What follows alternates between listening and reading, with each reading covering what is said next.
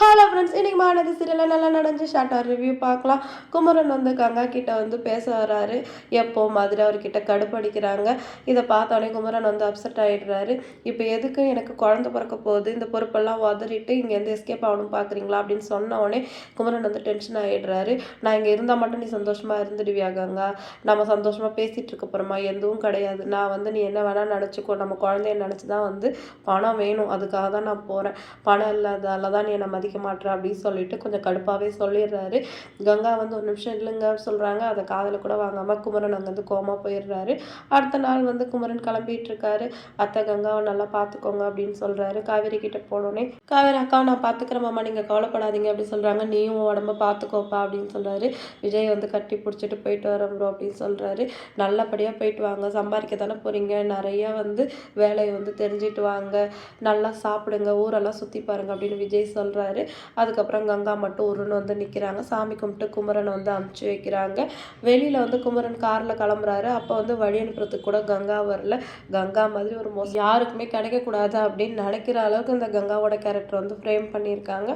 ஒரு வழியாக வந்து டாட்டா பை பை சொல்லிட்டு குமரன் வந்து கிளம்பிட்டாரு. அவ்வளோதான். இதுக்கப்புறம் பிக் பாஸ் நிகழ்ச்சியிலேருந்து வெளில வந்ததுக்கப்புறம் தான் மகாநதியில் அவரை பார்க்க முடியும். குமரன் வந்து யாரெல்லாம் மிஸ் பண்ணுறீங்க அப்படின்னு சொல்லிட்டு கமெண்ட் பண்ணுங்கள். அடுத்து வந்து காவேரி வந்து செக்கப் போகிறதுக்காக ரெடி ஆகிட்டு இருக்காங்க. எல்லாமே எடுத்து வச்சுட்டு இருக்காங்க.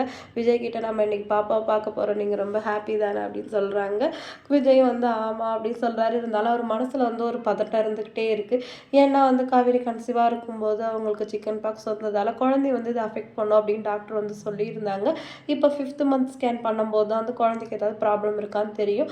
அந்த வழி வந்து விஜய்க்கு இருக்குது. காவேரி கொஞ்சம் வந்து அதை பற்றி யோசிக்காமல் இருந்தாலும் விஜய் வந்து ரொம்பவே காவேரி வயிற்றில் இருக்கிற குழந்தைய நினச்சி கவலைப்படுறாரு. அடுத்து செக்கப்புக்கு வந்து கங்காவும் கிளம்பிட்டு இருக்காங்க.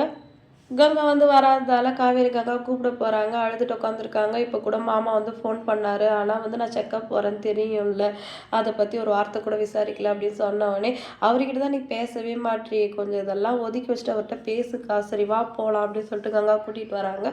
விஜய் கங்கா அப்செட்டாக இருக்கிறத பார்த்துட்டு நீங்கள் குமரன் நினச்சி ஒன்றும் ஃபீல் பண்ணாதீங்க, நீங்கள் எப்போ செக்கப் போகிறீங்க, என்ன பண்ணுறீங்க எல்லாமே அவர் கேட்டு தெரிஞ்சுக்கிட்டு தான் இருக்காரு. அதனால் நீங்கள் எதை நினச்சும் கவலைப்பட வேணாம் அப்படின்னு சொல்லிட்டு விஜய் வந்து கங்காக்கு ஆறுதல் சொல்கிறாரு.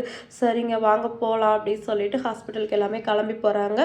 போய் அங்கே ஸ்கேன் பண்ணும்போது யாருக்கு என்ன பிரச்சனை இருக்குது, கங்காவோட குழந்தை நல்லா இருக்கா, காவேரியோட குழந்தை நல்லா இருக்கா அப்படின்னு வெயிட் பண்ணி பார்க்கலாம். வீடியோ பிடிச்சா லைக் பண்ணிக்கோங்க. அடுத்த ஒரு சூப்பரான எபிசோடில் நான் உங்களை மீட் பண்ணுறேன். டாட்டா பாய்.